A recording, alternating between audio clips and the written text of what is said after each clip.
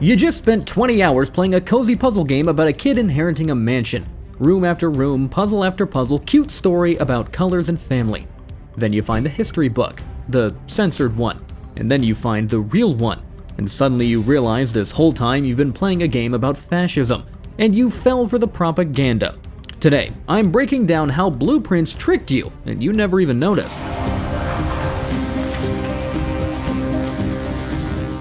Alright, let's go ahead and start with what Blueprints actually appears to be. You're Simon, a 14-year-old kid who just inherited his great-uncle's mansion. Except there's a catch. You only get the house if you can find room 46. Problem is, nobody knows where room 46 is. Where? You see, this mansion has this weird magical property. Every time you open a door, the room behind it changes. You get 3 random options. Pick one, place it on your map, keep exploring.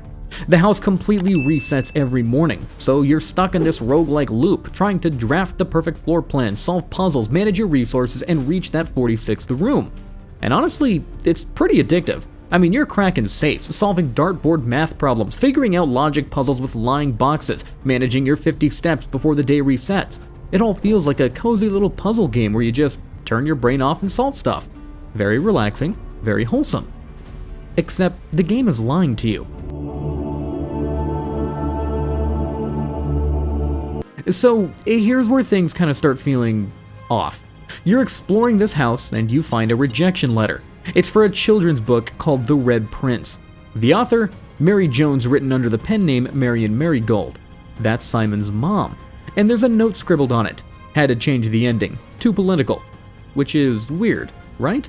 Because you can actually find this book in the house. And you can read it. It's about a prince who only looks at red things. Red throne, red crown, red castle. He refuses to see anything else. Then one day, the clouds part. He sees the sky, and boom, he discovers blue. That's it. I mean, that's the whole book. A kid just learns to appreciate new colors. So, what was too political about that? Let's hold that thought, because we need to talk about the history book first.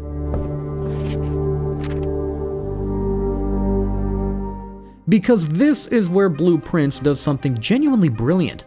You see, the history book tells you about the kingdom that you're in, Fenares. According to the book, there was this old king, total drunk. I mean, nobody liked him. So when he died, well, the nobles stepped in and created a better government. They changed the country's name, established order, and basically saved everyone from a terrible ruler. Cool, makes sense. Except, some parts of the book are redacted. Like, literally covered up. I mean, you can see that lines have been censored. But whatever, right? I mean, the story still makes sense without him, and that's the trick. Because later, if you continue exploring, you find the uncensored version, and when you read it, the entire story flips. The king wasn't some drunk, he was beloved, he listened to common people, he was a man of the people. But when he died, the nobles freaked out because they didn't want a ruler who could be swayed by commoners. So they backed his son, Prince Learson, who wanted absolute monarchy back. This started a 22-year civil war, and the nobles won. They burned the kingdom's black flags, replaced them with red, and changed the country's name from Orindia Eris to Fen Eris, and they rewrote the history books to make themselves look like the heroes. And you believed it, because, well, I mean, the game showed you the propaganda version first. It made you complicit in the cover-up, and that's not just good game design, that is terrifying game design. That was fantastic. Suddenly, the entire game clicks into place. Red isn't just a color, red is the color of Fen Eris, the military state, the authoritarian regime that won the war. And in Blueprints, red rooms hurt you. They have negative effects, they drain your resources, they're dangerous. And blue is the revolution, the underground resistance, the people fighting back. And Simon's mom, Mary? She wasn't just a children's book author, she was writing propaganda against the government, disguised as a kid's book. The Red Prince isn't about a kid learning to like new colors, it's about discovering that there's something better than red, blue. And that's why it couldn't be published, because in a fascist state, even children's books are dangerous if they encourage independent thinking. But wait, it gets darker. You see, there's a note hidden in the game. It's written in another language, Ijaran. You have to translate it using clues scattered around the house, and when you finally decode it, you realize it's from Simon's great-great-grandmother. She's writing to her daughter, Clara, and she's telling her, don't forget, you're royalty. You're descended from the original Orindia royal family, the ones who were banished after losing the war. Simon's mom, Mary, has a legitimate claim to rule Phaneres. But here's the twist. She doesn't want to restore the old monarchy. She doesn't want the black flag of Orindia back. She wants something new. Something blue. So what does she do? She steals the crown jewels of Phaneres, the red crown, the symbol of the regime. And when you reach room 46 for the second time, you see that crown. Except now it's been a bit redecorated. The red jewels have been replaced with freshly cut sapphires. Blue sapphires. Your mom literally stole the symbol of authoritarian power and turned it blue.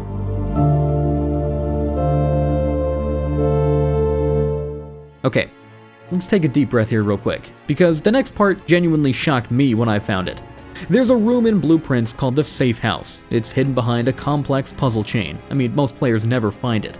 But when you finally open that door, you find maps, escape routes, resistant plans, and guns.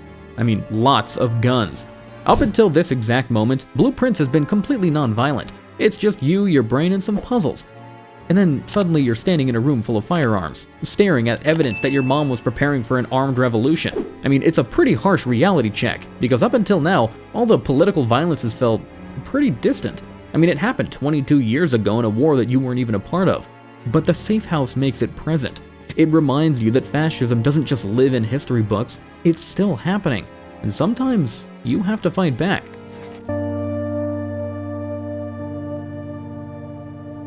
So let's go ahead and get back to that ending cutscene. I mean, when you reach room 46, you see Simon opening the door, and you hear his mom's voice reading the Red Prince. But the entire cutscene keeps showing you something disturbing. Every scene of Simon as a kid is drenched in red. Red crayons, red toys, red parades. He is surrounded by red propaganda. But when it cuts to his mom, she's wearing blue. A blue scarf, blue objects. I mean, everything around her is blue. And in one shot, you see red banners hanging over her blue scarf, which has fallen to the ground.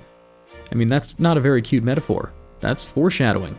Your mom isn't dead, she's not missing. She escaped. She stole a crown, turned it blue, and fled the country, leaving you to become the Blue Prince, to inherit the revolution. She had to leave to stay alive, because in Phaneres, writing children's books about colors can get you killed. Ready is the throne. But here's what blows my mind about Blueprints. Your great uncle, Duke Herbert, designed this entire mansion specifically for you. He didn't want to test if you were smart, he wanted to train you. He made the puzzle solvable by a 14-year-old on purpose, because you're 14. You were runner-up at a science fair. You're not some genius, you're just a kid. But he needed you to understand the truth about your family, about your country, about what your mom was fighting for. So he built you a mansion full of lessons disguised as games. The dartboard isn't teaching you math, it's teaching you to look for patterns. The censored history book isn't teaching you about the past, it's teaching you that governments lie. The Safe House is not showing you guns, it's showing you that sometimes resistance requires force. I mean, this whole game is a training manual for revolution designed as a cozy puzzle game, and we fell for it. We thought we were just solving puzzles, but we were being radicalized by a dead duke who left everything to a 14-year-old kid with a family legacy he didn't ask for. The location of the room has been kept a secret from all the staff and servants of the manor. So yeah, Blueprints isn't just a game about inheriting a mansion. It's a game about inheriting a revolution, about learning that the history you were taught is a lie, about discovering that your mom wasn't a missing children's author, she was a revolutionary who stole a crown and fled the country, and about understanding that fascism doesn't happen overnight. It happens through small changes, rewriting textbooks, banning symbols, censoring stories, calling everything too political, until one day, a children's book about colors becomes too dangerous. Not too bad for a game Steam tags as relaxing and cozy, is it? So, here's my question. Did you find the Safe House on your first playthrough? Or did you, like most other players, finish the game thinking it was just a cute puzzle game about a kid and some colors?